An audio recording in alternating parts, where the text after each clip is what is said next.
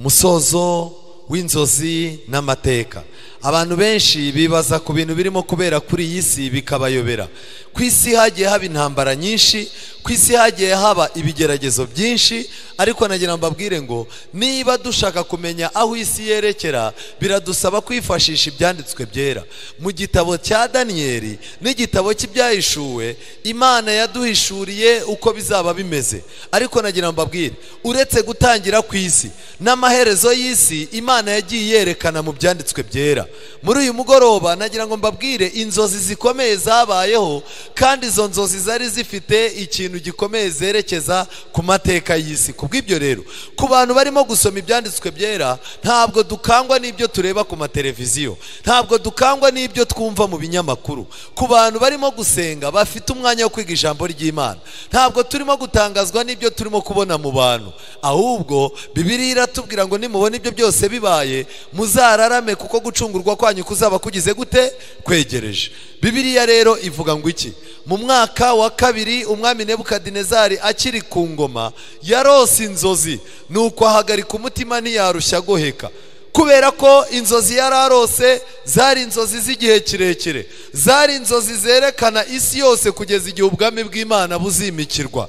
Kubw'ibyo rero, umurongo wa 2 w'igice cya Daniyeli igice cya 2, umwami ahera ko ategeka ko bahamagara abakonikoni n'abapfumu n'abashitsi n'abakarudaya ngo baze kubwira umwami ibyo yarose.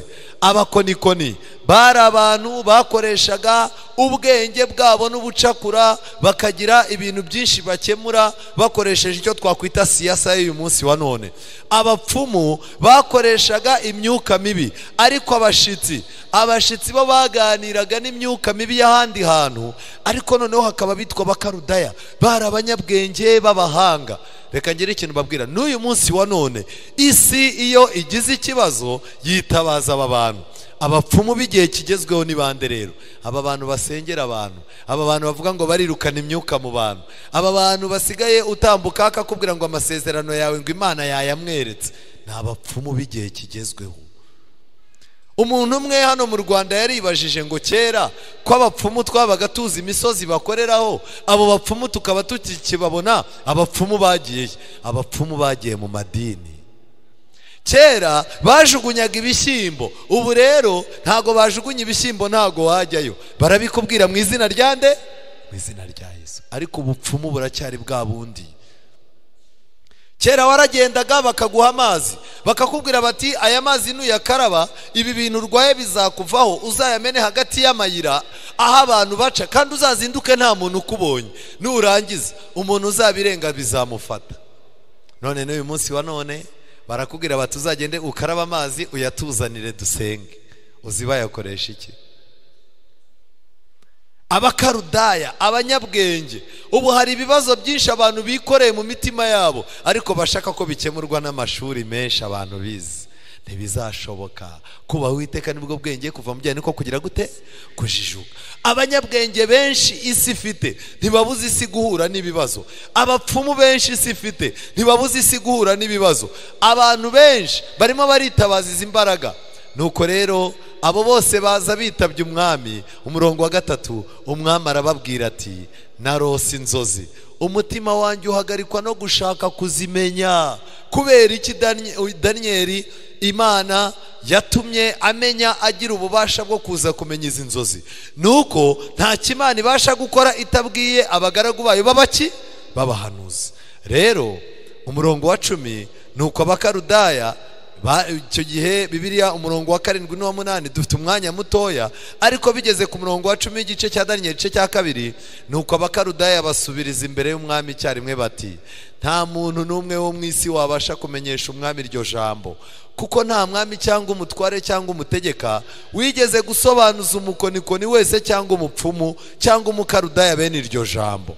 Icyo umwami aduhatiraho kiraruhanije, kandi nta wundi wabasha kucyerekana imbere y'umwami keretse Imana z'inyuguti nkuru z'inyuguti nto, keretse Imana zitabana n'abafite imibiri. i Babuloni buri kintu cyose bavugaga ko gifite ikigirwamana kigikontorora. Kubw'ibyo rero umwami bashatse kumwesikoroka bamwumvisha yuko hari izindi mbaraga z'izindi mana zishobora kugira icyo zimenya, ariko Imana yo mu ijuru yashakaga kugaragaza ububasha bwayo kugira ngo irye imbaraga z'utundi tumana twose.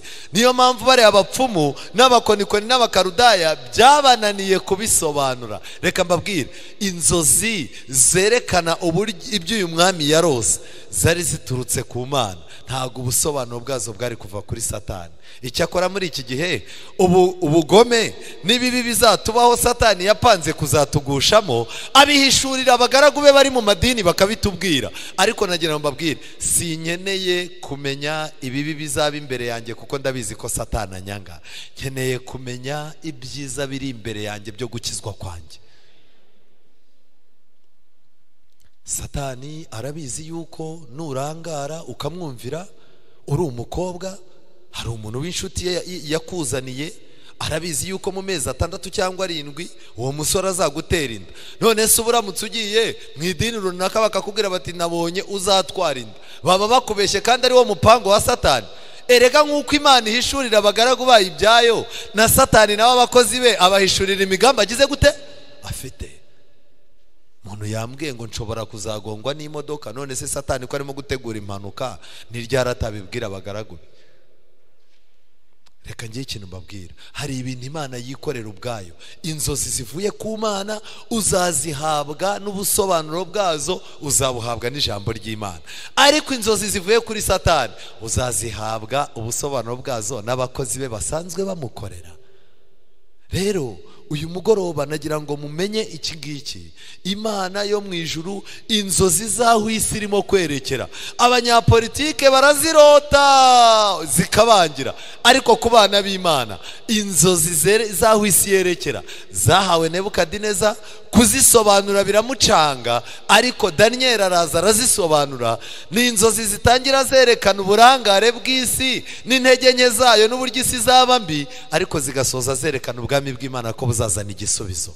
Kubw'ibyo rero ikintu nagira ngo mbabwire, Daniel 12 umurongo wa 31, muri Daniel noneho izi nzozi zongeye kuza. Izi nzozi zongeye kuza noneho zitanga ubusobanuro. Ni Daniel igice cya 2 umurongo wa 31. Nuko Nyagasani, Daniel yari ahageze rero.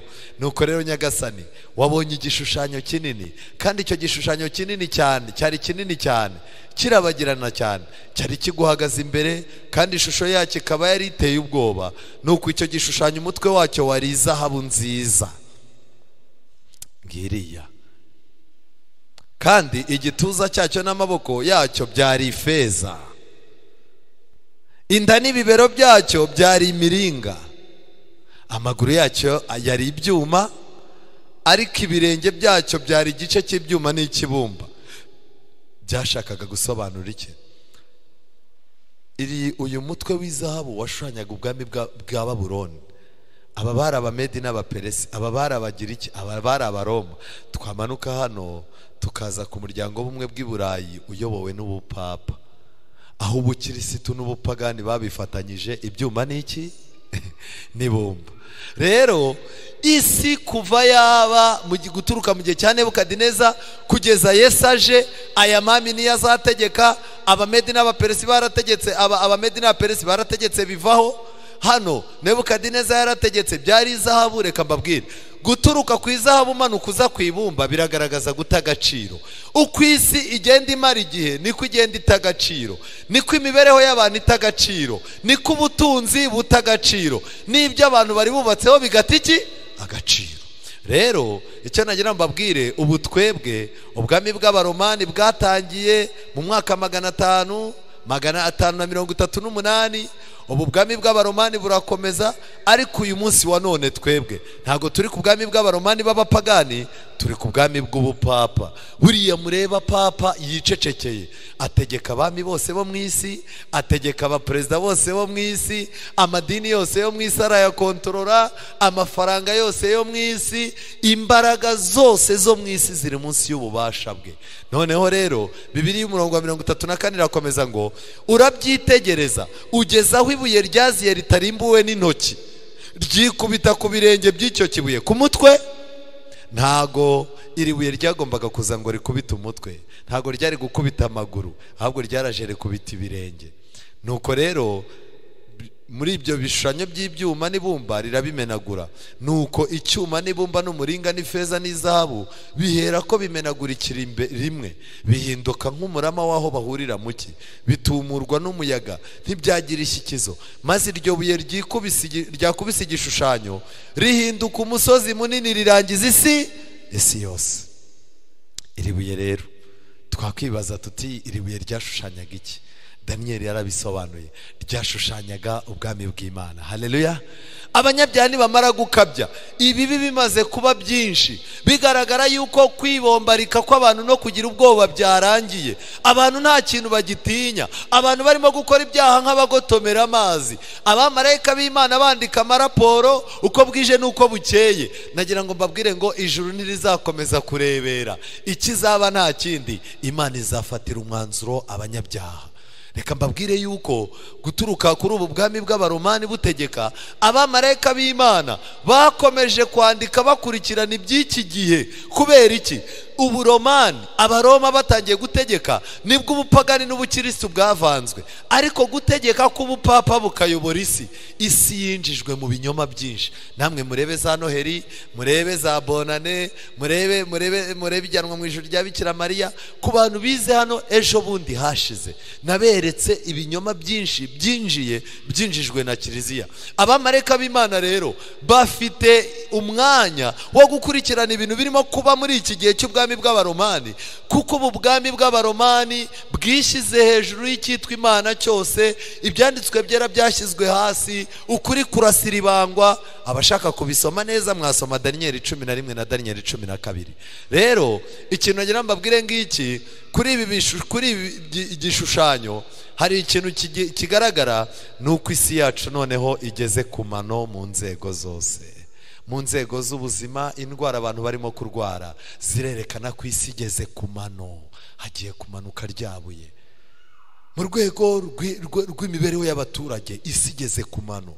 Mu rwego rw'imisengere, iyo urebye ukuntu abantu basigaye basenga n'intege nkeya, ubona ko isi igeze ku mano. Iyo urebye urukundo ruri hagati y'abagabo n'abagore, iyo urebye aho isi yerekera, ukareba imyivumbagatanyo iri ku isi igeze ku mano. Kandi ikintu najya mbabwire, hariho guta agaciro kwa buri kintu. Igihe kizagera ibintu twubatseho, ibintu byose twamariyeho imitima yacu, ibintu twamariyeho amafaranga, ibintu twamariyeho umwanya wacu, ibintu twamariyeho amarangamutima yacu, igihe kizagera bigaragare ko byataye agaciro kazasigarana kuba umuntu ari umwana w'Imana. Ibi rero biratangaje. Daniel 2:44 arangije asobanura neza ibyiribuye. Nuko ku ngoma zabo bami, Imana yo mu ijuru izimika ubundi bwami butazarimbuka iteka ryose. Amen. Imana ntabwo inejejwe n'amami yo ku isi uko yagiye afata abakiranutsi. Niyo mpamvu ubwami bw'abanyabyaha bugomba kuzasenywa, Imana ikimika ubwami abakiranutsi nabo bazabaho neza. Niyo mpamvu Yesu yavuze ngo hahirwa abari rubu, kuko aribo bazagira gute? Bazahozwa. Rero Bibiliya irakomeza ngo kandi ubutware bw'Imana ntibuzazungurwa n'irindi shyanga, ahubwo buzamenagura ubwo bwami bwose bukabutsembaho, kandi buzahora witeka ryose. Ibi bivuze ngo Imana nizana ubwami bwayo izashwanyuza, izatwika, izarimbura ubwami bw'isi. Inyigisho y'abahamya ba Yehova ivuga yuko Imana izaza, ibintu amami yo mu isi yubatse Imana nayo ikabyinjiramo, igahita yinjizamo abakiranutsi, ni ikinyoma. Wowe urimo uraca kuri etaje ukabaza uti etaje bite? Bati Imana irabizi yuko abantu barushye bakora, iyi etaje ntago yashya, yakotswa n'iki? Ahubwo Imana ifite ukuntu abanyabyaha bazapfa, abandi twinjiye muri paradizo, iyi nzu izaba ari iyanjye. Oya, izi nzu zigomba kurimburanwa n'iyi si, kuko ikintu cyose cyatumye abanyabyaha umwanya wabo, umwanya w'Imana bawubura, bagafata imbaraga zabo, amafaranga yabo, igihe cyabo, imbaraga zabo byose bakabimara, ntibabone umwanya wo gukorera Imana. Ibyo bintu byarangaje abantu. Mbere yuko abanyabyaha bashya, abasomye igitabo cy'abakurambere n'abahanuzi, mbere yuko Sodomu na Gomora bishya, Loti n'umugore we babanje kumva gutaka kw'intama n'ibintu bari barakoreye byose birimo gushya. Mbere y'uko isi irimbuka, ibintu byose mwamariyeho imbaraga zanyu bizaza banza bishye mureba. Ibi rero bisobanuye iki? Umurongo wa 45, uko wabonye ibuye ryavuye ku musozi ritarimbuye n'intoki rikamenagura ibyuma n'imiringa n'ibumba n'ifeza n'izahabu, nuko Imana ikomeye yahishuriye umwami bizaba mu bihe bizaza, kandi izo nzozi n'iz'ukuri no gusobanurwa kwazo ntiguhinyurwa. Bivuze ngo ubwami bw'Imana bugomba kuza bugatungura abanyabyaha. Abanyabyaha bazatungurwa pe. Reka ngiye ikintu mbabwira, uko Imana irimo gusaba imyiteguro abantu bari ku isi, ni nako nabo barimo kurushaho gusinzira. Kandi niba hari ikintu kivunana, ni ugukangura umuntu yishakira kugira gute? Gusinzira. Turimo turakoresha ijambo ry'Imana, turimo turakoresha indirimbo korali imaze kuririmba, turimo turakoresha ibitabo turimo kubaha kugira ngo tubabwire ngo mukanguke, ariko abantu bararushaho kuryama.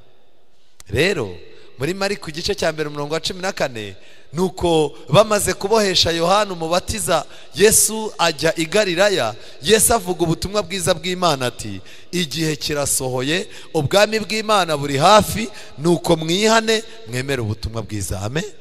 Ubwami bw'Imana ku muntu wese ushaka yuko ubwami bw'Imana azabujyamo, icyangombwa cya mbere ngiki: mwihane. Kwihana no gufata icyubahiro cyawe, ibintu wibwiraga, ibyagushukaga yuko uri umuntu w'Imana, uri umukiranutsi, byose ukabishyira mu ivu, ukamanika amaboko yawe, ukabwira Yesu ngo ubu nje uko ndi nta kindi cyankiza, ndokoresha amaraso yawe yonyine. Ukamenya yuko urupfu rwa Yesu ari wowe warugizemo uruhare, ugakuraho ko abayuda aribo bamwishe, ahubwo ukamenya ko ibyaha byawe n'ububi bwawe ari byo byagize gute? Byamwishe. Kubw'ibyo rero ukagirana nawe isezerano ryo gukizwa nawe, kandi ukazaza umwirahira, ukarira kuri fagitire y'ijuru, akaguhindurira amateka. Kandi Yohana 1:12, uko rero abamwemeye bose yabahaye ubushobozi bwo kuba abana b'iki? B'Imana. Yesu ati mwihane mwemere ubutumwa bwiza. Ubutumwa bwiza butizeza umunyabyaha yuko mu byaha byari ikintu azakuramo, ahubwo ubutumwa bwiza bubwira abanyabyaha ko bagiye kurimbuka, ariko babwira ko Imana igikinguye urugi rw'imbabazi. Rero abamarayika b'Imana barimo barakurikiranira ibintu hafi. Imana ifite mu kiganza cyayo aho ibihe birimo kugenda byerekera.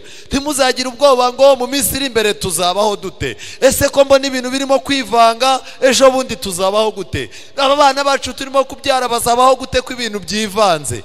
Imana ifite mu biganza byayo ibihe byayo. Ndetse murebe muri Bibiliya zanyu, munyaruke murebe muri Bibiliya zanyu. Danieli, mwahageze? Danieli, abahageze murebe muri Danieli igice cya 7 umurongo wa 9. Danieli igice cya 7 umurongo wa 9. Danieli abona umukuru nyiribihe byose, nkomeza kwitegereza kugeza aho bashyiriyeho intebe z'ubwami. Amen. Imana yacu ifite ubwami, nibyo, kandi ubwami bwa mbere igomba kuyobora imitima yacu. Kubw'ibyo rero umuntu iyo yihannye, Imana iraza igatera intebe mu mutima we. Bashyiraho intebe z'ubwami, haza umukuru nyiribihe byose, agira gute? Aricara. Danieli ntiyatewe ubwoba n'ibihe nubwo bari mu buretwa, ahubwo Imana yayise umukuru nyiribihe byose. Rero mu gihe cyo kunguka, mu gihe cyo guhomba, mu gihe cyo kubyara, mu gihe cyo gupfusha, mu gihe cyo gutera imbere, mu gihe cyo gutera inyuma, mu gihe wemewe no mu gihe utemewe n'abantu, mu gihe abantu baguhagurukiye no mu gihe bagukomeye amashyi, ugomba kureka Imana igakomeza kuba Imana, umukuru nyiribihe byose. Kandi hari ibintu mukwiye kumenya. Umubwiriza, murebe muri Bibiliya zanyu, Umubwiriza igice cya 7. Mwahageze? Umubwiriza igice cya 7, Bibiliya ndayikunda cyane, umurongo wa 10. Umubwiriza igice cya 7 umurongo wa 10 haranditse ngo, ntukavuge uti ni iki cyatumye ibihe bya kera biruta iby'ubu? Ubwenge si bwo buguteye kubaza utyo. Ntukajye uvuga ngo ibihe bya kera kuki byaruse ibyaryari ibyo. Umva, nukuri rwose, uwakoze yakoze kera, naho twe turimo turanjwa. Uwabyaye yabyaye kera, naho twe ntacyo turimo gukora. Nukuri abakiritso bari abakera, ubu ngubu ni pirate rwose. Ntukajye uvuga ngo ibihe bya kera byari byiza kuruta iby'ubu, kuko Imana yarinze abo ba kera, n'uyu munsi wa none ntiyagize gute? Ntiyahindutse. Mukwiye kwemera Imana ikabana namwe mu bihe byose. Kandi ikindi, mu gitabo Ibyahishuwe igice cya 10, igihe itorero ryacu ryatangiraga, hari amagambo akomeye marayika yavuze. Ibyahishuwe 10 umurongo wa 5, marayika nabonye ahagaze ku nyanja no ku butaka, amanika ukuboko kwe kw'iburyo agutunga mu ijuru. Umurongo wa 6, arahira ihora witeka ryose yaremye ijuru n'ibirimo, n'isi n'ibirimo, n'inyanja n'ibirimo, ati ntihazabaho igihe ukundi. Ikintu kigaragara kuva mu cya 844 ntago hongeye kubaho igihe ukundi. Iminsi irimo irihuta, ibintu birimo birihuta, kandi nta gihe twahawe cyo kugaruka kwa Yesu. Rero icyo nagira ngo mbabwire, hano Ellen White yanditse amagambo akomeye mu gatabo kitwa Ibyaduka byo mu minsi y'imperuka, page 242, arandika ngo uwaduhagarariye nk'umuvugizi wacu wumva amasengesho yose yo kwatura ibyaha no kwihana, ufite uruhanga rutamirijweho umukororombya, ikimenyetso cy'ubuntu n'urukundo, bidatinze agiye kurangiza umurimo we wo mu buturo bwo mu ijuru. Hari umurimo Kristo arimo gukora mu buturo bwo mu ijuru. Arimo arakurikirana ibyawe, agakiza kawe, arimo arahongerera ubuzima bwawe.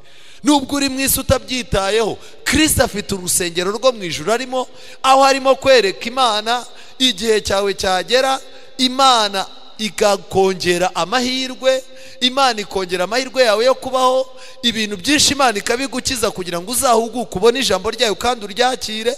Kristo nawe araho avuga ati, data, uyu muntu ni umwe mubona apfiriye, reka amaraso yanjye yo gupfa ubusa kubwe. Reka dutegereze turebe yuko muri ino minsi ibibazo arimo nabivamo azamenya agaciro k'amaraso y'i Karuvari. Ariko ibibazo wabivamo ukongera ukisubirira uko wari umeze. Reba, ndabona muri ino minsi yari afite ibibazo by'ubukene, nibwo bwamuhemuje. Reka turebe ubwo amaze kubona imigisha, ubwo yubatse akazu, akaba asigaye abona aho akinga umuryango we, akaba agiye gukora. Reka turebe ko azaha agaciro ibi ngibi. Reka da, umurengwe ukaba wisha abantu. Noneho rero niki kigiye kuba? Ubuntu n'imbabazi bizamanuka biva ku ntebe y'ubwami, maze ubutabera bufata umwanya wabyo. Abadivantisiti mutega amatwi, twari tumenyereye ikintu cyitwa imbabazi z'Imana, kuko Imana igira imbabazi. Niyo waba wakoze ibyaha nubwo byaba bitukura tukutuku, irakweza bise na sheregi. Umuntu yakora icyaha, ni ukuri Imana ikunda umunyabyaha ariko yanga icyaha. Reka njye ikintu mbabwira, twari tumaze igihe tuyoborwa n'imbabazi n'ubuntu, ariko mu buturo bwera bwo mu ijuru ibintu bigiye guhinduka. Ubuntu n'imbabazi bigiye kuva ku ntebe bibwira ubutabera ngo abantu bakabije gupinga, fata umwanzuro. Amategeko y'Imana nibwo butabera bwayo.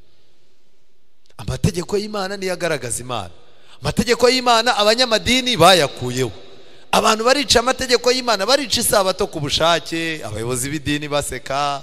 Abantu barimo barasambana, abantu barimo bariba, abantu barimo baraheheta, barimo bararoga, barimo baragira gute, ariko bakaza abayobozi b'idini bakabasezeranira amahoro. Reka ngire ikintu babibwira, twabayeho mu gihe cy'imbabazi. Igihe cy'imbabazi ni imukibi kubwira ni iki? Mu gihe cy'imbabazi umuririmbyi ashobora kuva gusambana, yarangiza akaza agasanga korari yabo ni iri buririmbe, yahagarara hano akaririmba, indirimbo irapfa cyangwa ntago ipfa. Umubwiriza ashobora kuva iwe arwanye n'umugore, yarangiza akaza, yagera ahangaha agasanga mwarimu umutegereje akigisha. Hari ubwo yakorora ikibwirizwa akananirwa kukivuga. Hoya, mu gihe cy'imbabazi umunyabyaha akora icyaha yarangiza akagerekaho ikindi akagira ngo Imana ntigira gute, ntireba. Ariko noneho reka ngire ikintu mbabwira, igihe cy'ubuntu kigiye kurangira, igihe cy'imbabazi z'Imana kigiye kurangira. Ibyo bintu bibiri Ellen White yaranditse ngo bigiye kuva ku ntebe bihamagara ubutabera bitumva. Ubutabera twarakubangamiye cyane, ariko noneho kuva imyanzuro yafatiwe ikaruvara abantu barayitesheje agaciro, ngwino ufata umwanzuro. Imana igiye guhana abanyabyaha yihanukiriye. Nubwo abanyamadini babeshya abanyabyaha ko Imana ibakunda, mujye mucungana n'ibi bintu bibiri. Turi mu gihe cy'ubuntu, turi mu gihe cy'imbabazi. Abantu bakora ibyaha ntibahite bapfa.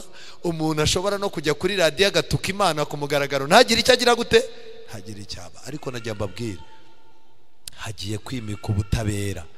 Ibi bintu rero birakomeye cyane.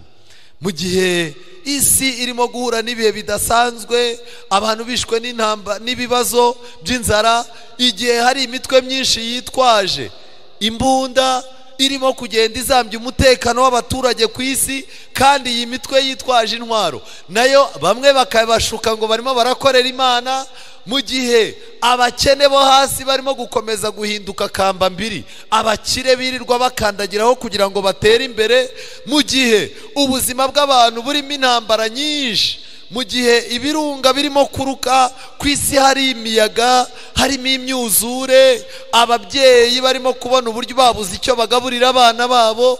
Muri icyo gihe kandi abanyabyaha bamaze gukabya, ubutinganyi bwamaze kugera ku rwego rwo hejuru. Ubu aba ni abatinganyi, iri ni ibendera ryabo, bahuye umugabo n'umugabo, umugore n'umugore. Hari ibihugu byinshi ku isi bibashyigikiye. Ikintu cyo gushyigikira abatinganyi bakise droit de l'homme.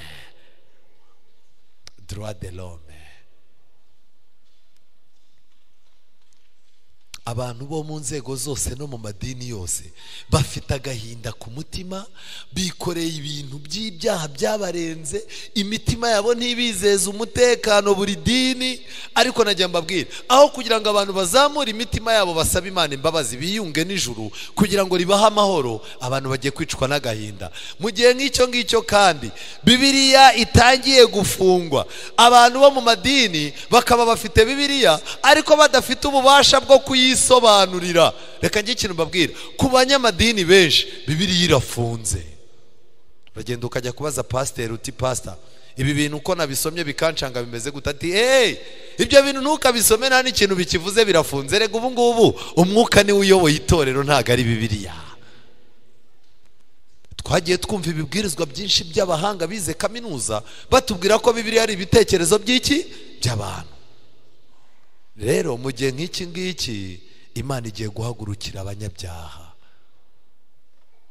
Imana yatanze imbabazi ku musaraba w'i Karuvari. Imana yashatse gushyikirana n'umuntu. Imana guturuka kera Yesu atarapfa, Imana yifuje kujya inama n'umunyabyaha. Yesaya igice cya mbere harabitubwira neza, murongo wa 15 kumanira no wa 18, nimuze tujye inama, ni ku Uwiteka agira gute, avuga. Imana kuva kera yagiye ishaka abanyabyaha ngo ujye n'abinama. Reka njye ikintu babwira, abanyabyaha turi abanyabibazo, abanyabyaha turi impumyi, abanyabyaha turi injiji, abanyabyaha nta mibare tugira. Buri munsi Imana iraduhamagara ngo tujye inama nayo mu gitondo na nimugoroba mu masengesho, ariko twarabuze. Niyo mpamvu muzasanga ibintu byose tubigwamo nk'impumyi. Ujya kwisanga ugasanga wibye, wajya kwisanga ugasanga wasambanye, wajya kwisanga ugasanga umaze gutukana, ubundi ugasanga umaze kurwana. Ukibaza ariko nihe nzakura imbaraga? Ukeneye kujyana inama n'Imana. Imana irimo iravuga ngo uhereye mu bworo bw'ikirenge cyawe kugeza mu gitwariro nta hazima, n'ibisebe binuka bitigeze bibobezwa n'iki, n'amavuta. Ariko Imana ikakubwira ngo niduhura njye ndakwivurira nzu kurwaye. Abanyarwanda baciye umugani ngo yakaremye niyigira gute, bivuze ngo Imana niyo dufiteho uruhare mu kuduhindura. Rero Imana igiye gufata umwanzuro, kandi abanyabyaha bagiye kubwirwaho n'ibyago 7. Ibi byago 7 mbere yuko Imana ikura ubwoko bwayo mu Egiputa hateye ibyago 10. Ibi byago 10 byakubise abaturage ba Egiputa, bikubita ubutunzi bwa Egiputa, bikubita icyubahiro cya Egiputa, bikubita umwami wa Egiputa, bishyira hasi. abanyegiputa bose baravuga ngo mu ijuru hari Imana. Mbere yuko itorero ry'Imana riva muri iyi si, mbere yuko abana b'Imana bava muri iyi si, Satani ugereranya Farawo azashaka gufata abana b'Imana ngo ababuze kwitegura kugaruka kwa Kristo. Azababera inkomyi, azahagarara mu nzira zabo ngo batabona aho baca, azahagarara mu mitima yabo ababwire ko batababariwe, azahagarara mu rusengero abuza abantu kubona Imana ariyo baje bashaka, azakoresha imbaraga zose. Ariko nagira ngo mbabwire ikintu gikomeye, kugira ngo Imana icyure ubwoko bwayo izakubitisha abanyabyaha ibyago 7. Tubonye ibyo mu Egiputa, tubonye n'ibindi. Rero Ellen White yazamukiye kuri aya magambo mu ntambara ikomeye page 440, arandika ngo ibi byago ntabwo bizaba ari rusange, bitewe nuko buri gihugu cyose ububi bwacyo bunyuranye n'ubundi. Urugero, mu bihugu bimwe hari ubutinganyi, ariko iwacu mu Rwanda nta butinganyi buhari. Ubu natwe twifitiye ibindi byaha byacu. Abanyarwanda bazi guhisha kandi bagira ubugome. Icyo nicyo cyago cyabo nyine, icyo cyaha cyabo. N'abanyamahanga barabizi, umunyarwanda iyo yagize gutyo umunyamahanga ahita yirukanka ati arantemye tu. Hari ahandi bafite icyaha cy'inda nini. Rero ibyago 7 ntago bizaba ari rusange. Hari ibihugu bimwe bizahura n'icyago kimwe, ibindi bihure n'icyago. Bizaterwa no gushayisha kwabaye aho hantu, kuko uko gushayisha kwabaye kwenshi ni nako n'abanyabyaha babaye benshi. Ariko aho gushayisha kwabaye guke, imbuto y'ubutumwa bwiza yatumye abantu bagira gute? Bihana. Ntago rero bizaba ari rusange. Bitabaye ibyo abatuye ku isi barimbukira rimwe, nyamara hazaba hari ibiteye ubwoba bikabije bitigeze kumenywa n'umwana w'umuntu. Ibyago byose bizagera ku bantu imbabazi ziri hafi yo kurangira, bizaba bivanzemo n'imbabazi z'Imana. Amen. Ibyago turimo gucamo uyu munsi wa none, gupfusha umwana wawe wakundaga birababaza cyane, ariko byibuze kubera ko akiri imbabazi z'Imana n'abantu baragutabara ntibatume wicukurira umwobo ngo umwishyiriremo. Uyu munsi wa none ushobora gusonza, ariko haracyari umwuka w'Imana ukumvisha yuko nubwo wenda kwicwa n'inzara hari igihe uzabona ibiryo ukagira icyo cyizere. Ariko njye mbabwire, ibyago 7 Imana nibisuka ku banyabyaha nta mbabazi z'Imana zaba zirimo. Ikindi kintu gikomeye, amaraso ya Kristo yaviriye umunyabyaha niyo amukingira igihano cy'ibyaha bye. Amen. Nukuvuga ngo umuntu iyo yakiriye Kristo, amaraso ya Yesu amubera uburinzi. Niyo mpamvu abari muri Kristo Yesu ntateka bazagira gute? Ntibibaho. Iyo wakiriye Yesu Kristo ubufasha antivirus. Amen. Nta virusi nimwe ishobora kukwataka. Ariko mu rubanza ruheruka umujinya uzasukwa ku munyabyaha uzaba utangaje, utakirimo imbabazi. Kuri uwo munsi abantu benshi cyane bazifuza ubwihisho mu mbabazi z'Imana basuzuguye igihe kirekire.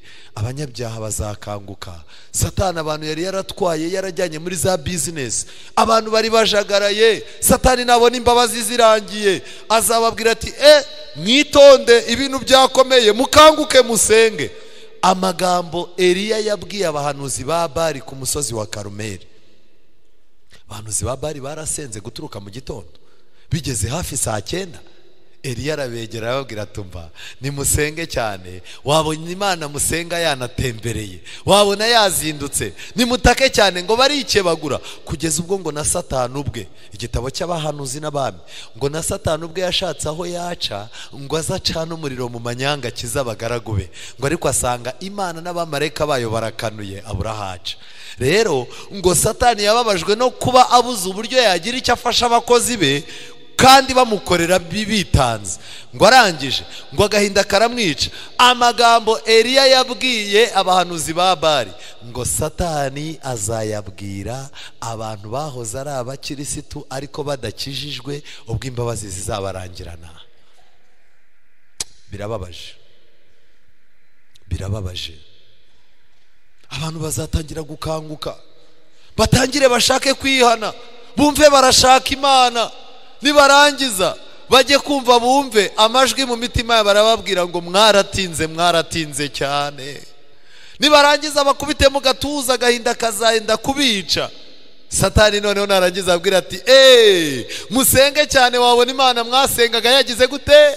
yazindutse. Amagambo yo kubacyurira Satani azakoresha ngo azatuma bumva uburemere n'ubugome bwa Satani. Reka mbabwire, turimo turakorera Satani. Buri mwanya aradushuka, afite ukuntu agenda yifashisha uyu mubiri wacu, afite ukuntu yifashisha ibitekerezo byacu. Satani afite ukuntu yifashisha ibituzengurutse. Ariko najya mbabwire ngo nta cyiza cya Satani. Kuturuka muri Edeni yabakoreye ibyo batari biteze, kugeza ku munyabyaha uzabaho ku munota wa nyuma, abantu ngo nibwo bazamenya ububi bwande bwa Satani. Ibi bintu rero bimeze gute? Dore iminsi izaza ni ku Uwiteka Imana ivuga, nzateza inzara mu gihugu, ntizaba ari inzara y'ibyo kurya cyangwa inyota yo gushaka amazi, ahubwo izaba ari iyo kumva amagambo yande Uwiteka. Kimwe mu bintu bibabaje ni uburyo dutegura amateraniro, abantu bagaca ku nsengero bameze nk'abarimo guca ahantu hakinirwa teatre.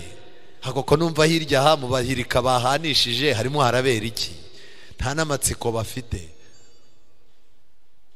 Abadivanisiti bacu benshi batwawe no gukunda amafaranga, barimo barayayiga hejuru no hasi. Abandi turi mu mashuri, turimo turakoresha imbaraga ku buryo n'isaha yo kubumbura Bibiliya yarabuze.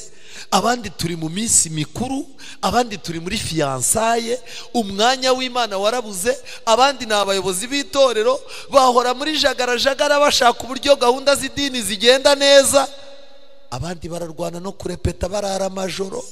Ariko najya mbabwire, ni bangahe uko bwije nuko bukeye bubura ibitekerezo bagakurikirana ibirimo kubera mu buturo bwera bwo mu ijuru? Ntabo. Imana rero igiye gutera inzara, ariko inzara izateza. Reka mbabwire, iri jambo Bibiliya duhamagarira abantu kwiga bakanga, abantu ukababwira kuza bakuzura utubari n'amastade ntibaryige. Imana izateza abantu icyaka cy'ijambo ryayo. Umva ngo bazazana amafaranga bayaha ababwiriza, bazakoresha ibintu byose, abantu bazaza bikubite mu gatuza barire, babwira abantu bati ngaho nimutubwirize.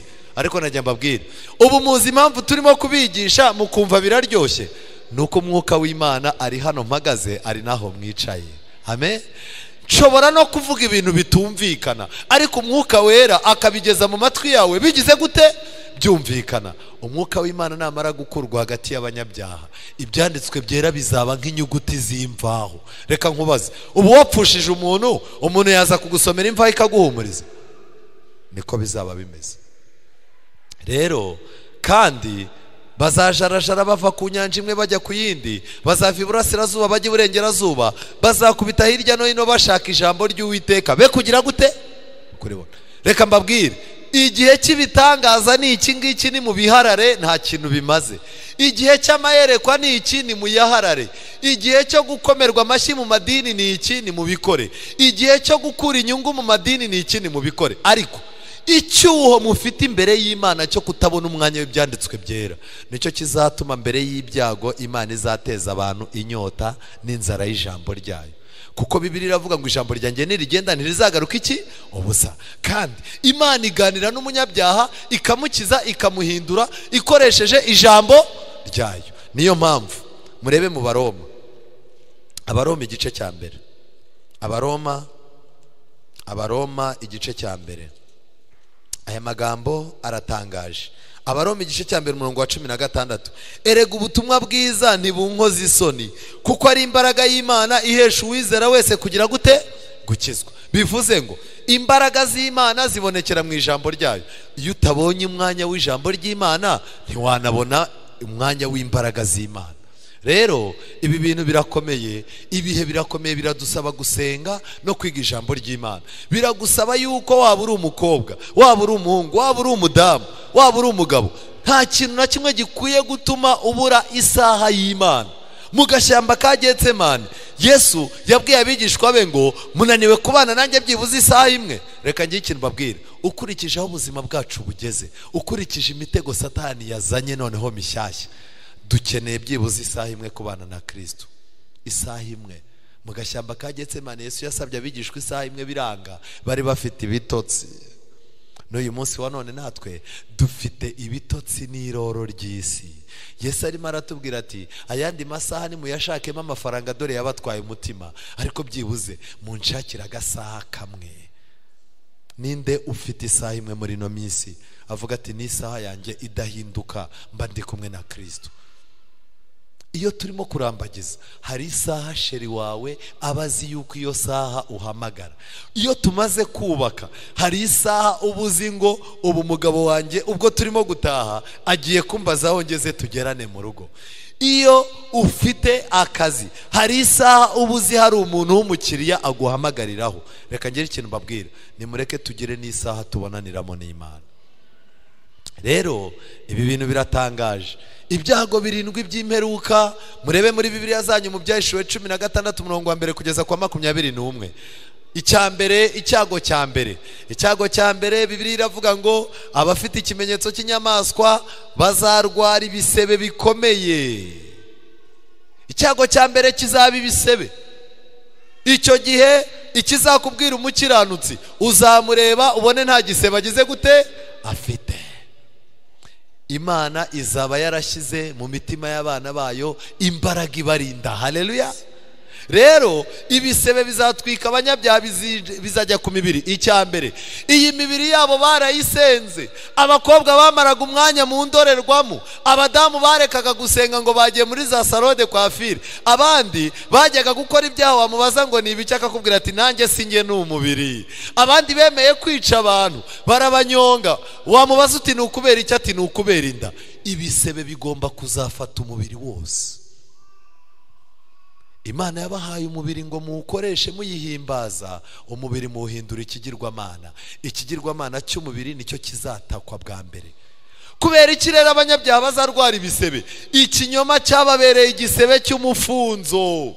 Mu gitabo cya Yeremiya 30:12 Imana iravuga ngo uko ni Uwiteka avuga ati uruguma rwawe si urwo gukira n'igisebe cyawe kiraryana, ntawo kukurengera uhari kugira ngo upfukwe, nta miti yo kukuvura ufite. Abakunzi bawe bose barakwirengagije ntibakigushaka kuko nagukomerekeje uruguma rw'ubwanzi. Abanyabyaha Imana yabanye nabo ibona bafite icyaha mu mitima yabo kimeze nk'igisebe. Bamwe bari bafite icyaha cy'ubusambanyi bargundagurana nacyo, ariko ntibemere ngo bakireke, bagaca inyuma abagore babo, abandi bagasambanya abana ku ngufu. Ubu busambanyi buragenda buba igisebe, ariko wareba umuntu ukabona nta bundi bubi bwe, ukabona ni umuntu wiyubashye utagira amagambo menshi, ukabona ni umuntu w'inyangamugayo, ariko afite icyo gisebe mu mutima. Imana izafata abantu banze yuko ivura igisebe cyo ku mutima yabo kugira ngo ibakize, nirangiza ibatera igisebe cy'ubwanzi. Ndababwira ngo muri uyu mugoroba Imana ni seriye. Reka njye ikintu mbabwira, niba Imana yarandikishije ijambo ryayo abantu amamiliyoni n'amamiliyoni bagapfa bazirira ijambo, ntuzarikinishe.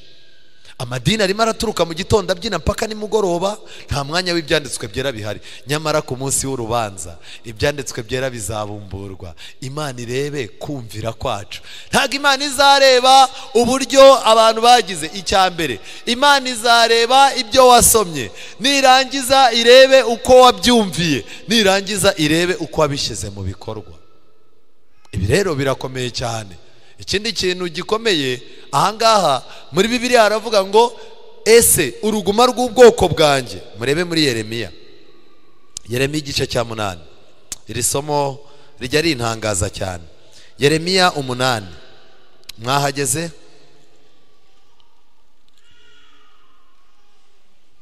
Yeremiya 8 umurongo wa 20. Isarura rirarangiye, iki kirashize kandi tudakijijwe. 21. Mbabajwe n'umubabaro w'abantu banjye ndirabuye, kwiheba kuramfashe. Iyo ni Imana ivuga. Mbese Galeyadi nta muti womora uhaba? Kuki uruguma rw'ubwoko bwanjye rutakize? Galeyadi. Ubu ngubu turimo kwiga ijambo ry'Imana hano turi Galeyadi, kandi hari umuti womora inguma, ariko abantu bagiye kuzapfana ibisebe byabo. Rero icyago cya kabiri inyanja izahinduka amaraso. Kubera iki? Abanyabyaha banze guha agaciro amaraso ya Yesu.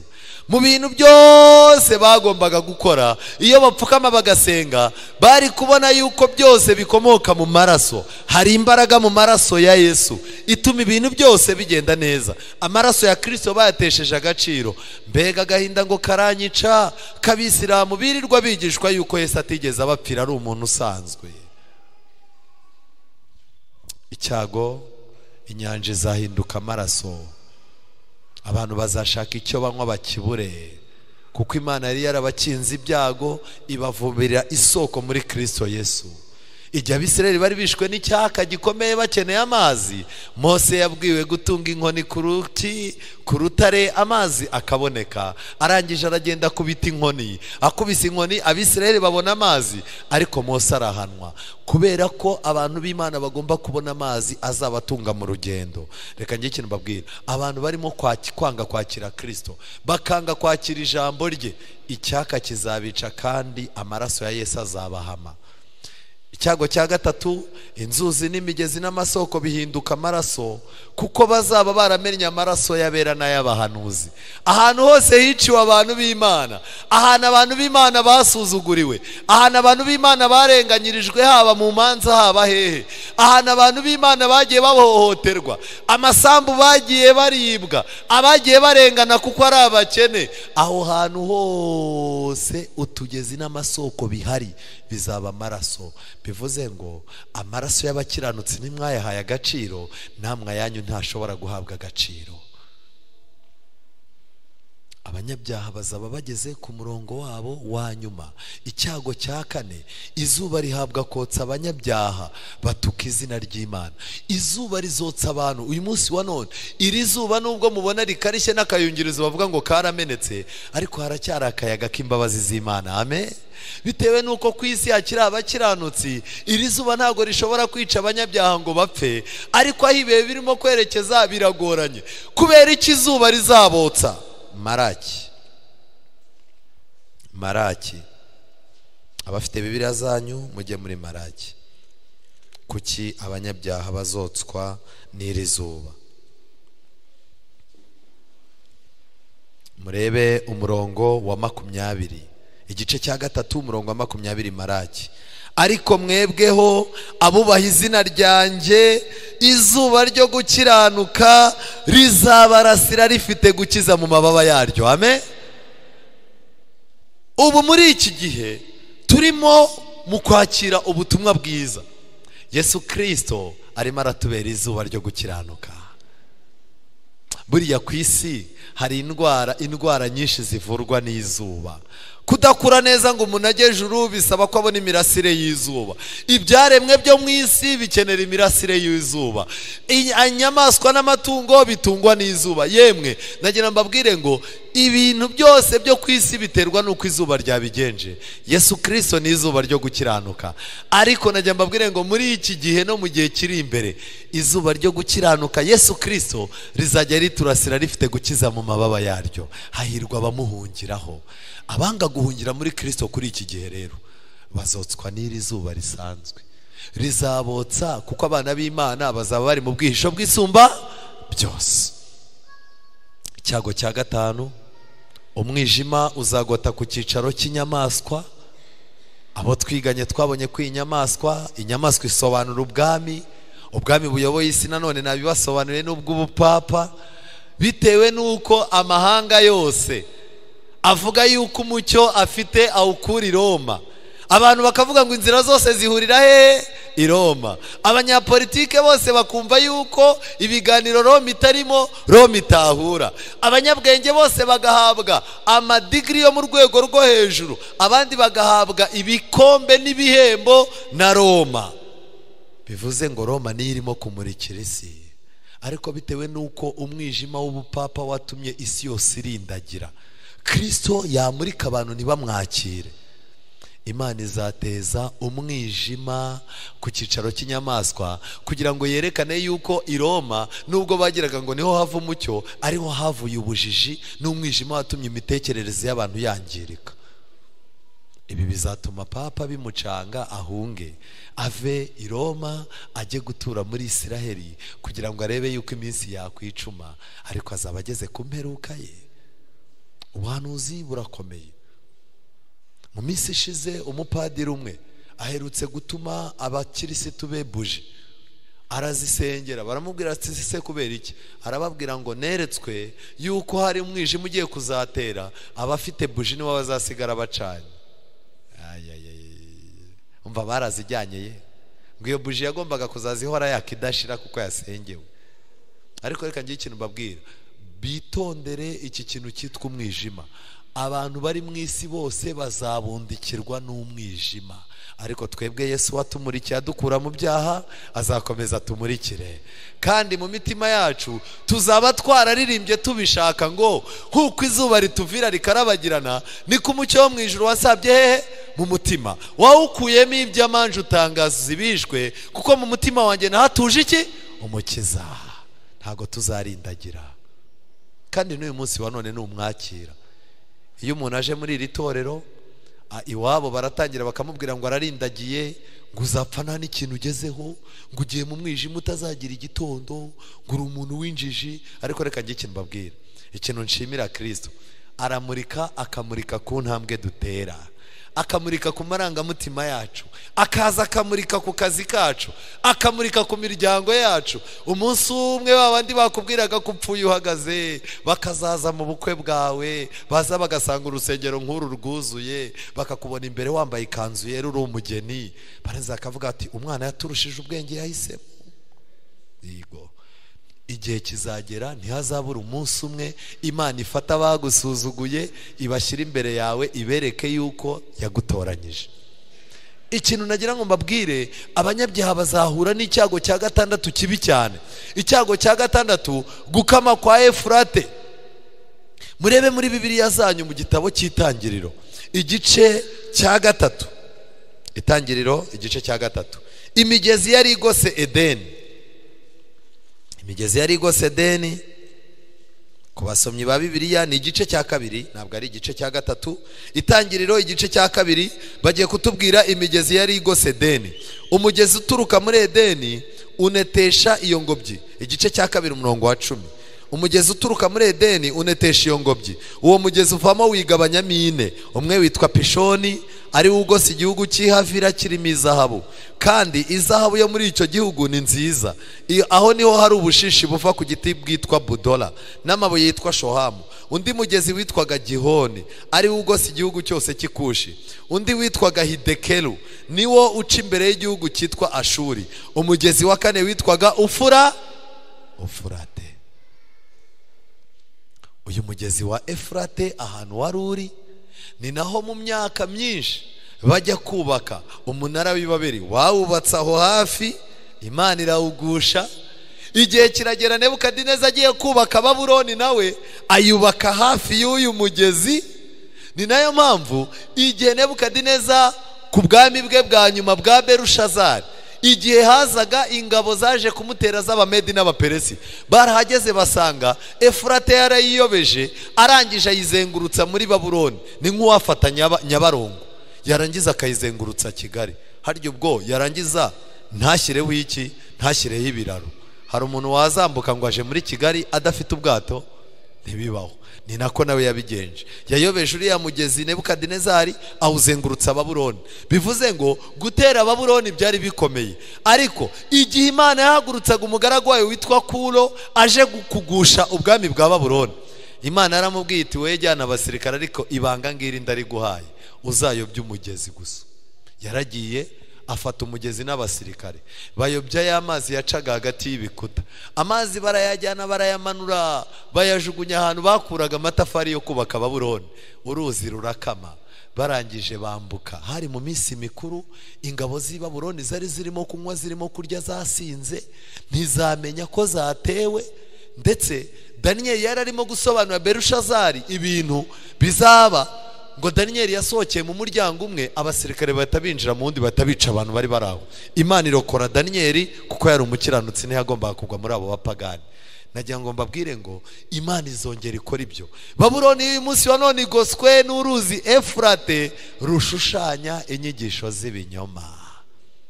Reka mbabwire, amadini afite ibinyoma biyagose kugeza ubwo kiliziya kugira ngo abantu batayicika yavuze yuko hari icyaha cyitwa sakirirego. Sakirirego ni ikihe cyaha rero? Kuva muri kiliziya.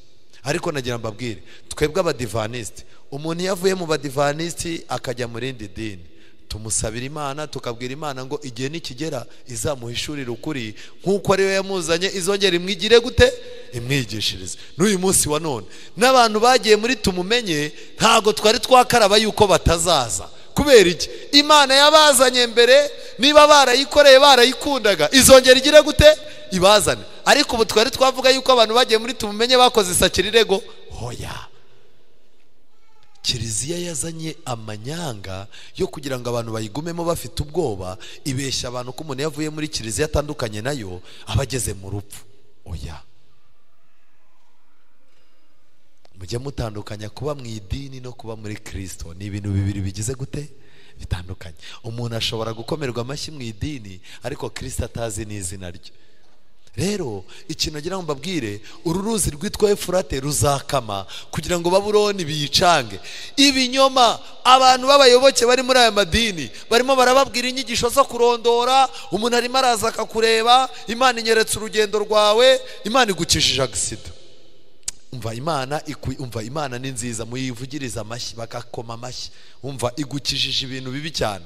Ubu wari uzi yuko mbere yuko ukora ubukwe Satani yari yagennye yuko bazakurogera ku munsi w'ubukwe neza ntuzapfa ubyaye, ariko Imana mbonye ukuboko kwa marayika kubikuraho. Sema amina.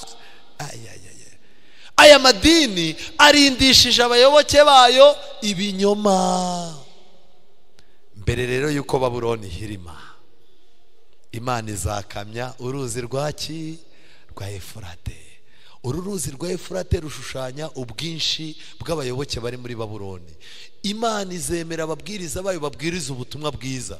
Tuzabona umubare munini w'abantu baza gukurikira amategeko y'Imana n'itorero ry'ukuri. Umva, niba ari ukubatiza, umva muzabatiza mu ruhe? Aba bantu bazaza ngo ariko ikibazo abaraha nabo benshi bazaba bagize gute? Bagiye. Uruzi Efurate rwatangiye gukama. Umupasiteri asigaye yicara akabeshya umuyoboke akabwira pasiteri ati, pasita ko numva umbeshya, ibyo wambwiye ejo ko binyuranye n'ibyo umbwiye uyu munsi. Abantu bamaze guhaga ibinyoma. Harimo aragenda akegera padiri ati, mbwira padi, ni izina ry'Imana wabirahira Noheli iri muri Bibiliya? Padiri ati, hoya, ni izina ry'Imana ntago nabirahira, ariko Noheli ntago iri muri Bibiliya, ni umunsi w'abapagani. Umuntu akagenda akajya kubaza pasiteri, pasita mbwiza ukuri utambeshya, kandi dore ngiyi Bibiliya, rahira imbere y'Imana. Isabato n'icyumweru ni bimwe. Pasiteri yabona umuhaye Bibiliya ati, hoya, isabato buriya ni iy'abadive, nakumvisha ubwo abadive bakuroze, genda ubasangaho kumbaza ibintu byinshi. Ntago yakubwira neza. Imana igiye gukamya ibinyoma. Uruzi Efurate rugomba gukamwa kugira ngo inzira y'abami b'iburasirazuba yitegurwe. Kandi ikindi kintu gikomeye, Satani nawe mu gihe bizaba bimeze gutyo, Satani azongera imbaraga mu banyamadini. Uko Imana izaba irimo kubwiriza ubutumwa, irimo kwigisha abantu ngo bave mu kinyoma, Satani nawe azavugurura ibinyoma bye, ngo abantu bazajya ko nababona amadini yari amanyantege nke yongeye yambitswe ibibaraga, naho umwuka w'Imana yaragiye. Ni ibikabyo Satani yabahaye. Reka mbabwire, abanyamadini b'uyu munsi wa none bamaze kuba abatekinisiye ku buryo Imana itari mu rusengero gahunda bazikorera. Bamaze kuba abatekinisiye rwose. Reka mbanze mbabaze, harya Imana itari mu rusengero umuntu ntiyavuga izindi ndimi? Yazivuga? Icyago cya karindwi, iki nicyo cya nyuma Imana izahanisha abanyabyaha. Ibi byago byose bizaterwa no kwanga Yesu. Buriya kwanga Yesu, kwanga ijambo rye, kwanga imbaraga ze ngo ziguhindure, uba urimo gutegura, uba urimo kuva kuri lisite y'abategereje ibyiza ushaka gutegereza ibibi. Icyago cya karindwi, urubura, ibishyitsi, inkuba bizakubitira rimwe. Uru rubura ngo ibuye rimwe rizaba ripima ibiro 40. akabarafu kamwe, mukaba ari ahantu kazaturuka, kizaza kimanuka kiza ari ikibuye gikubita umunyabyaha, ububabara bwumve, ariko atashobora kugira gute, atashobora gupfa. Imana izabarinda gupfa, kuko Imana yabasabye gupfa kugira ngo babyarwe ubwa kabiri, baranga.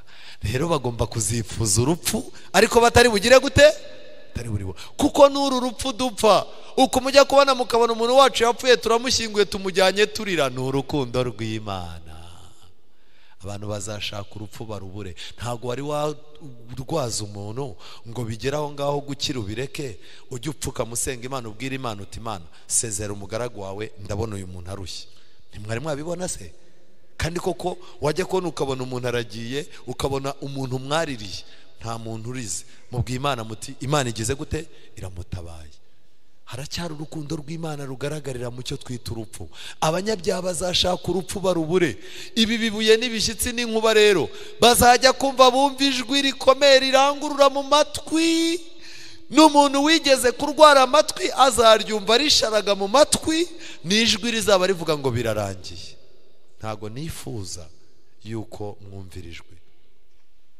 Abantu batigeze baha agaciro ijwi ryitwa birarangiye Yesu yavugiye i Karuvari, bazahura n'akaga ko kumva birarangiye ya kabiri Yesu arangije umurimo. Abantu batemereye Karuvari ngo irangize ibyabo, ibyago 7 nibyo bizarangiza ibyabo. Mbabwire ngo muhugukire ubuzima bwanyu, muhugukire ahazaza hanyu, munsengere nanjye mbasengere, dufate umwanya tuba imbere y'Imana, akajagari turimo tukagabanya. Birarangiye, iri jwi nirimara kuvugwa nta mukiranutsi uzongera kubaranwa n'abanyabyaha. Bibiliya iravuga ngo uwera azakomeze yezwe n'ijambo ry'Imana ryabibwe muri we. Uwanduye mu mutima nawe azakomeza agire gute, yandure. Reka njye ikintu mbabwira, ubu Satani yatubibyemo imbuto z'ububi, ku buryo niyo yaba yafunzwe twakomeza tugakora ibyaha, kuko ntago dukora ibyaha kuko Satani yatwongoreye. Satani yabibye imbuto muri twebwe, ku buryo hari n'ibyaha dusigaye dukora kubera ko twabaye abana be. Yamaze kudushyiramo amagi ye, dusigara twikoresha kuko natwe twahindutse Satani. Rero iri jwi rya birarangiye nirimara kuvugwa, Babuloni izibukwa imbere y'Imana. Babuloni Imana izayigabanyamo ibice bitatu. Ubupagani busanzwe buzajya ukwabwo. Buriya reka njye ikintu mbabwira, hari ibi bihugu by'Abashinwa, za Korea za ruguru n'izepfo, umva si abakirisitu, si abisilamu, ni abantu bibera aho ngaho. Hari Abarusiya ntibemera Imana, biyemerera logike zabo n'ubwenge bwabo. Hari ibihugu by'abapagani, ibyo bizashyirwa hafi. Imana ibacira urubanza ikurikije umutima nama yabashyizemo. Kandi Babuloni ubukristo nabwo buzashyirwa hino. Abantu bajyaga batoza abandi ibintu mu nsengero barenga ku kuri bakuzi. Abashingaga amadini ngo bibonere abayoboke, bibonere n'indamu. Abantu bagiye banga ukuri bitewe nuko abantu basenga mu buryo bw'Imana ari abantu bakeya, nta muntu ukomeye ubasengeramo, kandi ibintu byabo bitaryoshye. Ubukristo muri Babuloni buzashyirwa ukwabwo. Politike z'isi, hari abantu bagiye muri politike bayimariramo imbaraga zabo, bayimariramo amafaranga n'ubutunzi n'ibiki. Politike yabo ibabera ikigirwamana ku buryo ntibigeze bibuka ko hari politike y'ijuru. Aba nabo bazashyirwa ku rwayo ruhande. Buriya Babuloni igizwe na politike, abanyapolitike bangiye Imana ko ibahindura. Babuloni igizwe n'ubukristo bwanze guhinduka busambana na politike, kandi Babuloni igizwe n'ubupagani. Imana izabatandukanya, nimara kubatandukanya noneho imisozi kurwa hayo. Ikizakurikiraho abakiranutsi, Kristo azamanuka mu kirere. Namara kumanuka mu kirere, abanyabyaha bicwe n'ubwiza bwe, kandi abakiranutsi bazahita bazuka. Abakiranutsi bazahita bambikwa kudapfa. Amen. Uyu mubiri ubora uzambikwa kutabora. Abanyabyaha bazaba bakiriho bazarimbuka. Abanyabyaha bazaba barapfuye bazaguma mu bituro byabo, kuko bangiye Yesu Kristo ko abazura mu bapfuye, bakanga kwakira umuzuko wa Yesu. Nta nubwo kugaruka kwe imbaraga ye yabazura. Kambabwire, kwanga Yesu ni igihombo. Kutagira Yesu ni igihombo. buri kintu cyose kirimo kiraba ingaruka yo kutagira Yesu. Abanyabyaha mu gihe bizaba bimeze gutyo, abakiranutsi bo bazazamukana na Kristo bajyane mu ijuru. Kandi bitewe nuko amarembo yo mu ijuru yakingutse, Kristo amanuka aza mu isi, akongera agakinguka Kristo asubira mu ijuru, ngo amarembo azaba yaramaze gukinguka Kristo agarutse. Noneho ngo ubwo Kristo azaba ajyanye abakiranutsi mu ijuru, ngo amarembo azabona ubwoko bw'Imana yikingure. Amen. Bivuze ngo n'inzugi zo mu ijuru ziradutegereje. Rero imyaka 1000 izahita itangira, abakiranutsi bazaba bari mu ijuru, abanyabyaha bazakomeza kuba intumbi, Satani wazaba abohewe ku isi, kuko Satani nawe yakoze business yo gushukana, ntiyabona umwanya wo kwicara ngo ashyire ubwonko ku gihe. Satani, reka njye ikintu mbabwira, ntimurebe ibi bintu byacu byo kujagarara. Usigaye ubaza umuntu uti uvuye he? Sinzi iyo mvuye. Ugiye he? Simazi. Wamubaza akabura ngo muri iyi minsi byarifanze, ibintu byaricanze, sinzi rwose ukuntu nsigaye meze. Abantu bakaba barabaye inzererezi birirwa bagenda.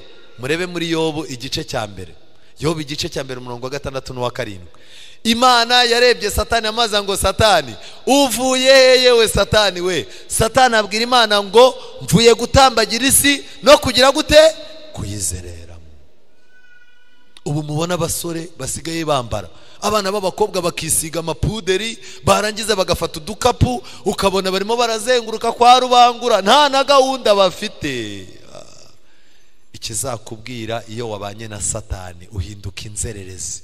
Umugabo ntayicara mu rugo rwe, ahora abungabunga mu zindi ngo zirimo abandi bagore. Umumama ntiyicara mu rugo rwe ngo yegere abana, ahora ari inzererezi. Umwana ahora mu ngo azenguruka, ntagira ishyikizo. Kandi uko umuntu ahora aba inzererezi azenguruka, niko n'imico ye y'umwimerere, imico ye igenda ihanagurika. Musabe Imana iduhumure. Satani rero mu byago 7 hano mu myaka 1000, nibyo nashakaga kuvuga. Satani azicara ahantu hamwe, nta muntu azaba yashuka, nta muntu azaba yayobya, isi izaba yashwanyaguritse. Mwibuke yuko igihe yahuraga na Yesu mu butayu, Satani yabwiye Yesu ngo nupfuka mukandamya ibi byose ndagira gute? Umva, iryo jambo ryababaje Yesu. Mu bintu bya mbere Yesu azakora agarutse ni ugusenya isi Satani yiratanaga, kuko Yesu waravuga ngo dore ndarema ijuru rishya n'isi nshya, ibyo gukiranirwa kutazagira gute? Kutazabamo. Satani rero ngo azicara arebe ubuzima bwe, arebe uburyo yanze Kristo mu ijuru, arebe akaga yazanye muri Edeni, arebe uburyo abantu barimbutse. Ngo azibuka ibintu yakoze i Sodomu na Gomora, yibuka ibintu yakoze mu isi ya mbere ku bwa Nowa, agenda areba abana yishe mu rupfu rwa Yesu, uburyo yishe abakiranutsi, uburyo isi yose yayigize akavuyo kugira ngo ayigarurire ababaza Imana. Narangiza arebe iherezo rye, ngo Satani azigunga. Uyu mwanya afite umwanya wo kudushuka, turajya kuryama ariko we ntaryama, nta mwanya wo kwicara ngo yitekerezeho yigeze agira. Kandi Satani arimo arashaka ko abantu bazahora bazenguruka kugira ngo bazitekerezeho imbabazi zarangiye. Mushiki wanjye, murumuna wanjye, mwene data, ndakugira inama, shaka umwanya wo kwitekerezaho imbabazi z'igihari. Aha cyo nagira mbabwire, isi izakomeza kuba umusaka, kandi nyuma y'iyo myaka abakiranutsi bazagarukana na Kristo. Kristo n'abera bazamanuka n'umurwa wera, abanyabyaha bapfuye bazazuka, Satani nawe azabohorwa. Narangiza abwira abana, tumva rero Bibiliya muri Yohana 8:44 aravuga ngo uhereye kera kose Satani n'umwicanyi, kandi nta kuri kugize gute? Kuri muri we. Umva mbabwire, no kugeza ku munota wa nyuma Satani azakomeza kubeshya. Singaba abantu bari barapfuye Imana irabazuye, umuzuko wa kabiri w'abanyabyaha, Satani nawe arabohowe, azabahagarara imbere. Mu gitabo cy'intambara ikomeye niko havuga ngo ababwire ngo ninjye ngize gute? Ninjye mbazuye. Buriya rero mfite ububasha. Elena White yeretswe abagaba b'ingabo, abantu b'amajenerali bakomeye, abantu barimo ba Hitler n'abandi bagiye bayobora intambara zikomeye zirimo ubugome ku isi, ngo bazaba ari ibyegera bya Satani bya hafi. Narangiza ababwira ati dore umurwa w'abagome nguriye, mushaka uburyo imbunda zose mufite muzitunga hejuru. Ariko murebe ibitangaza by'Imana, murebe uburyo isi izahinduka umusaka. Ibi bisasu za Korea zibitse, za Amerika na za China ntibiturike, bikaguma bikabaho ngaho kandi isi yagize gute? Noneho ngo bazegura imbunda. Icyo kibaya bazaba bicayemo ngo kizaba ari ikibaya kinini ku buryo ngo bazatunga imbunda zabo hejuru, ngo bavuge ngo bagiye gukoresha uburyo bwose bahanagura umurwa w'abanyabyaha. Ubwo abazitwa abanyabyaha ni bande? Abakiranutsi. Ku banyabyaha abakiranutsi bazaba ari abanyabyaha, kandi ku bakiranutsi nanone abanyabyaha bazaba bitwa abanyabyaha. Muri uko gutunga hejuru, ikintu bazajya kubona, ngo bazajya kubona babone Yesu Kristo, intebe ye ihindutse umusaraba hejuru. Hejuru ya wa musaraba ngo bazabona ikintu kimeze nka screen filime, ngo berekwe guturuka muri Edeni uburyo Imana yihanganiye umunyabyaha ndetse na Satani arimo. Ibyo Imana yagiye ikora uburyo Satani yanze ngo bize bigere no mu rupfu rwa Yesu. Noneho ngo Imana nirangiza rero buri muntu wese areba ibye rero. Ariko reka mbabwire, urukundo Imana ikunda abanyabyaha. Imana ntigikoze isoni munyabyaha. Uziko nubwo abanyabyaha bazaba baraho nta uzarebera undi, nta muntu uzicara ngo avuge ngo reka ndebe iby'uwahoze ari umugore wanjye. Reka da, buri muntu azareba ibye, kandi bizaba ari ibintu biteye agahinda. Ku iherezo ry'imyaka 1000 Kristo yongera kugaruka ku isi, azaherekejwe n'ibihumbi byinshi by'abacunguwe kandi bashagawe n'ingabo z'abamarayika. Akimanuka mu cyubahiro n'igitinyiro, ahamagarira abanyabyaha kuzuka kugira ngo bacirwe witeka. Ntago bazaba bagiye gucirwa urubanza rwabo ruzaba rwararangiye, bazaba bagiye gucirwa wiki iteka. Amadini y'ibinyoma arimo aravuga ngo uyu munsi nibwo abantu bazacirwa urubanza. Reka da, zatangiriye mu bagize gute? Mu bapfuye, ariko ubuzageze muki? Mu bazima. Izina ryawe ririmo rirakurikiranwa mu bitabo byo mu ijuru, ibyaha byawe birandikwa n'abamarayika badashobora kwibeshya. Iyo wowe ubyise ngo wapyese, abamarayika bakwita ko wibye. Iyo uraye wanze umuntu mu mutima, ukumva uramwanze n'inzoka zawe, ukumva ntuzongera kumuha akaboko, ukumva uwo muntu ntushaka no kumureba guteye isesemi, ijuru rihita rikubara mu bicanyi. Urara wanditswe mu gitabo cy'ijuru yuko uri umwicanyi, uri n'umugome. Abamarayika bo mu ijuru bandika ibyaha batitaye ku mazina twabyise mu isi. Rero hano mbega itandukaniro hagati yabo n'abazutse ku muzuko wa mbere. Abakiranutsi bazutse bambaye ishusho yo kudapfa kandi y'ubwiza n'imbaraga za gisore. Abanyabyaha bo bazukana ibimenyetso by'indwara n'urupfu. Aba banyabyaha ku muzuko wabo wa kabiri, uwapfuye yaraboza akaboko azazuka akaboko kakinuka kajejeta inyo. Kuko imbaraga ya Kristo irimo kuduhindura muri no minsi, abatarimo kuyemerera ngo ibahindure, n'ubundi imbaraga ya Kristo ntizashobora kugira ikibahinduraho. Ariko mwibuke, igihe Kristo yazaga aje gutwara abakiranutsi, abana be barwaye, abapfuye barwaye za sida, abapfuye amagufa yabo turimo kugenda tuyegeranya, abapfuye bararwaye za kanseri barashize, ngo bazambika ubwiza budapfa. Haleluya! Bazasa n'abamarayika b'Imana. Ariko najya mbabwire ngo abanyabyaha bo bazazukana inenge y'ibyaha n'ububi bwabo. Rero ikintu gikomeye ahangana nagira mbabwire, ibi bisebe bizakora ku banyabyaha cyane. Rero ikintu gikomeye, ikibi cyose umuntu wese yakoze akibona kimeze nk'uko yagikoze. Herode wishe abana b'abaziranenge b'i Betelehemu kugira ngo yicemo n'umwami wa Isiraheli, azaba hari areba abana yishe bari mu ijuru bambaye udukanzu dutukura. Ngira ikintu mbabwira, kuri uriya munsi menera ibanga abakobwa bakuramo amada. Wowe ushobora kuba warakuyemo inda ubona ari ibintu byoroheje, ariko kuza k'umuntu ku isi abamarayika barabikurikirana bakabyitegura. Umuntu wese wagize uruhare rwo kugira umuntu yica ngo amukure muri ubu buzima, kuri urya munsi uwo muntu akaba yarakiranutse, uzamubona kandi umutima wawe uzibuka ibyo wamukoreye, ndetse ngo uzabyibuka nk'aho bibaye ako kanya. Rero ikindi kintu cya kabiri, Herodiya azaba ari aho ngaho aremerewe n'igicumuro cy'amaraso ya Yohana umubatiza. Herodiya azaba ari aho arimo kubona Yohana umubatiza mu bwami bw'Imana ari hafi aho ngaho ya Yesu, cya gihanga yaciye noneho cyambitswe ikamba. Haleluya! Bizaba ari ibihe bikomeye. uyu mudamu nawe bizaba byamucanze. Pilato wa munyantege nkeya wakoreraga gucungura igihe gusa, ubupagani ubu ngubu bugiye kwica abantu, ibintu byose babigize gucungura igihe. Urajya kubwiriza, umva shaka uburyo baradinga nk'iminota 10, igihe cyaducitse di, shaka uburyo umva, niyo wavuga rimwe riba rihagije. Korari yajya kuririmba igahimba indirimbo y'igice kimwe na rufure, ducungura igihe. Ibintu byose reka njye ikintu mbabwira, murimo muracungura igihe, ariko icyo kwihana ntago mugicungura. Pilato yabyutse mu gitondo atanga Yesu bamubamba byihuse ngo Pilato ashaka gucungura igihe. Mwirinde kuba imbata za gahunda. Mfite umuntu uri buze kuza kunsura, abonye atambonye byagaragara nabi, amateraniro y'uyu mugoroba sinyazamo. Umuntu uje kugusura asazanye iki? Umva, urabizi ba bantu baturanye n'iwanyu munsi y'urugo, bari abanyagwa tudahuje ubwoko, baragatsindwa n'Imana ndabavumye. Ubu nagira ngo nkubwire, uza amagambo waba tuvuga nubwo uri aha ngaha. Umva, narababaye ndemera ntega imodoka ngo nze mbikubwire ubyumve. Akuzaniye amatiku, wari gukirira mu rusengero mu materaniro. Buri gihe cyose Imana izagena ikintu cyakiza abantu mu nzu y'Imana, Satani azahagurutsa abantu baje kudusura kugira ngo umucyo urimo kurasira bari mu rusengero utaturasira. Gucungura igihe, umuntu atazagira ngo singira gahunda. Reka njye ikintu mbabwira, ku bwa gahunda y'ijuru ujye wemera wice gahunda zo mu isi. Abantu bazajya mu ijuru ni abantu bateye nk'abasazi.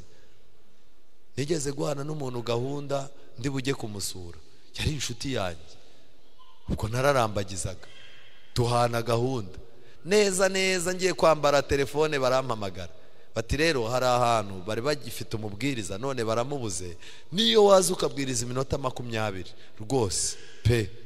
Bandagiye nikubisemo ikoti, ndagiye ngezeyo ntegereza gahunda, kubwiriza babishyira nyuma biranga. Ndangije igihe kiragera, mbwiriza ijambo ry'Imana, ndangije mfata telefone ndamuhamagara, ni ubu ndangije kubwiriza.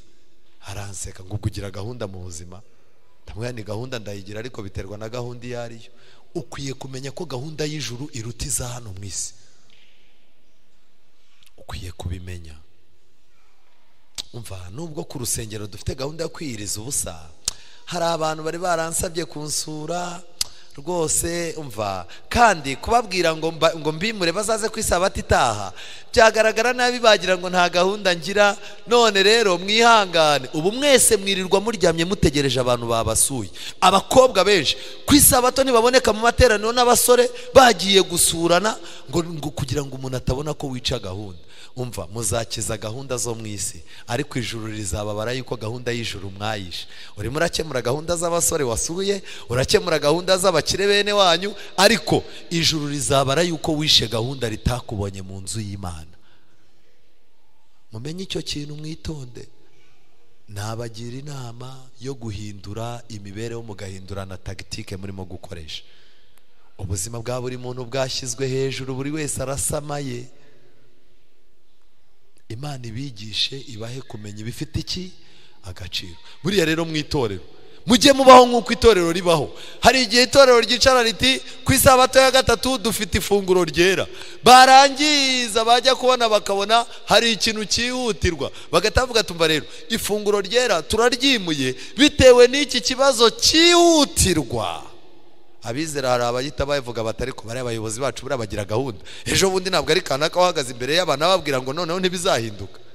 Kagiye ikintu babwira, ijuru rishobora guhindura ibyo abantu bamenyereye, kuko gahunda y'ijuru itandukanye n'iyacu.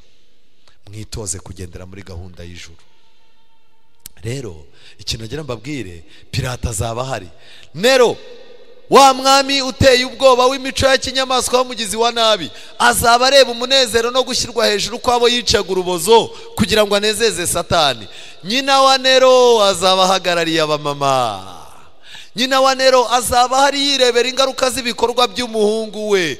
Abamama bose bagiye babona abana babo baba ibigoryi, abana babo baba bagome, abana babo bakora ibintu bidafite icyerekezo. Abantu bababwira bati wagiriye inama uriya muhungu wawe, warereye Imana, warereye igihugu, warereye itorero. Mudamu mumvire ku mwana aracyari muto, ariko umwana wanjye abatwaye iki? Ko mbona muba mwahindiriye, mwebwe mungana nawe ntimwakoraga nk'ibye, mukarekera ataka bebe.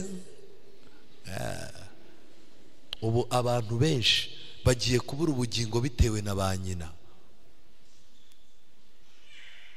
Nyina wa Nero azaba ahari areba ingaruka mbi zo kudakosora umwana, kandi ikindi kintu gikomeye azaba areba ikimenyetso cy'imico mibi yarazwe na nyina, irari yashyigikiye kandi akifashisha kujya mbere anatanga icyitegererezo. Ibyo byeze imbuto. Aho kandi hazaba hari abapapa n'ibyegera byabo bihamiriza ku bwabo ari abasimbura Kristo, nyamara bagakoresha inyundo, gereza n'ibibando kugira ngo babashe kuyobora imitimanama w'ubwoko bw'Imana. Abapapa bakoresheje gereza, inyundo n'ibibando kugira ngo abantu bagume muri kiliziya ku ngufu. Bazaba bari hariya bareba icyo gukorera Satani bisobanuye. Nuko Satani nawe ubwe azanyurwa n'ubutabera bw'Imana. Amen. No kugomera Imana ku bushake koko bikwiriye kumubuza ijuru. Noneho Satani arapfukama kandi yemera ko urubanza yaciriwe rutabera. Abanyabyaha bazaherwa ingororano zabo bakiri ku isi, kuko isi niyo yabo. Buriya nubona umuntu yitwariye imodoka, ntukajye umubwira uti komerezaho. Wabona ari n'umuntu yaniza arayigura. Icyakora hari n'abandi baba bakoresheje imbaraga zabo, ntabwo abakize bose baba bakize nabi. Ariko najya mbabwire ngo umubare munini w'abantu batera imbere, abenshi batera imbere banyonza abakene. Hari abantu ibikwa batahembye, hari abantu basaruriye imyaka ntibabahembe, hari imirima y'abantu basaruye ntibajyaneyo amafaranga, hari abantu bagiye barya mu manza b'abapfakazi n'abakene bakabarya amasambu. Reka mbabwire, ntukabone abanyabyaha bakuratira iterambere bagezeho. Imana yo mu ijuru niyizi iyi mitungo muba mufite murata aho iba yavuye. Ikintu gikomeye, Satani azapfukama abwira Imana ati amateka yawe ni ay'ukuri. Umwanzuro wamfatiye Mana, ngushimiye ko wanyihanganiye igihe cyose nabayeho. Satani ariko azakebuka abwira abantu bamuri inyuma ati ariko ko mwasomaga ngo Yesu Kristo niwe nzira n'ukuri n'ubugingo, mwanjyaga inyuma ngo mbamarire iki? Azahinduka abanyabyaha. Ariko ikintu nkunda ni kimwe, Bibiliya itubwira byinshi. Hano Bibiliya itubwira yuko abanyabyaha Imana izabatwika. Ariko muri Maraki 2:17 ubu mu madini abantu barimo barabwirwa ngo Imana ikunda abanyabyaha. Erega ugakubitana n'umuntu w'indaya nibwo avuye kuraya kandi arimo arapanga kongera gusubirayo, ugasanga umuntu afite Bibiliya imbere y'indaya. Umva, Imana iragukunda pe. Imana iravuga ngo izaguha umugisha, Imana izaguhira mu byo ukora. Muntu w'Imana, muntu w'Imana. Igihe kirageze ngo ibyo bintu tubivemo. Musomere iriya somo muri Bibiliya zanyu. Maraki 2:17. Mwaruhije Uwiteka n'amagambo yanyu, nyamara murabaza muti twamuruhije dute? Kuko muvuga yuko umuntu wese ukora ibyaha ari mwiza imbere y'Uwiteka. Umuntu ukora ibyaha ni mwiza imbere y'Uwiteka. Uwiteka aramwishimira. Erega Imana irebye abanyabyaha iranamwenyura. Reka mbabwire, Imana ntimwenyurira abanyabyaha, imwenyurira umunyabyaha wumva arambiwe ibyaha bye. Rero Imana iti kuko muvuga yuko umuntu wese ukora ibyaha ari mwiza imbere y'Uwiteka, kandi muti arabanezererwa, cyangwa muti Imana ica imanziriye. Igihe kirageze muve mu myumvire ivuga yuko Imana ikunda abanyabyaha. Ubu abantu bagiye kurimbuka bazize ibipindi bagiye babwirwa.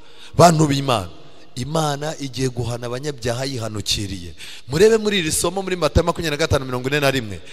Azabwira n'abari ibumoso bwe ati nimuvaho ndi mwabivume mwe, mujye mu muriro w'Uwiteka watunganirijwe umwanzi n'abamarayika. Reka mbabwire, Imana ntiyigeze igenera abanyabyaha gushya. Ntabwo uko mwicaye aha Imana yashyizeho umuriro ngo muzajyemo. Oya, Imana yateguye umuriro izatwikiramo Satani n'abadayimoni. Abantu bazashya bazaba bahuruye. Abanyabyaha bazashya kubwo guhurura. Ntabwo Imana yigeze igenera umunyabyaha kujya mu muriro. Abazajya mu muriro bazaba bakunze Satani n'abadayimoni be. Uyu mugoroba ikure mu mubare w'abagendera mu kigare cya Satani. Kandi Imana yiteguye kugira icyo ikora. Mbona ururembo rwera Yerusalemu nshya rumanuka ruva mu ijuru ku Mana, rwiteguye nk'uko umugeni arimbishirizwa umugabo we.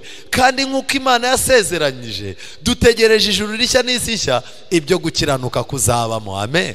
Kandi icyo nagira ngo mbabwire, ahangaha muri Zekariya 14:9, abanyabyaha nibamara gutwikwa n'umuriro, ibintu byose bimaze kurangira, ubu dufite ikibazo mu mitwe yacu. Ese dufite Imana Data wa twese, dufite Umwuka Wera, dufite na Yesu Kristo. Ibyo byazanywe n'icyaha. Kugira ngo Imana itangatanga irebe ko yakiza ikiremwa muntu, ku musozo bizagenda gute? Zekariya 14:9, kandi Uwiteka azaba umwami w'isi yose, uwo munsi Uwiteka azaba umwe, amen, n'izina rye naryo rizaba rimwe.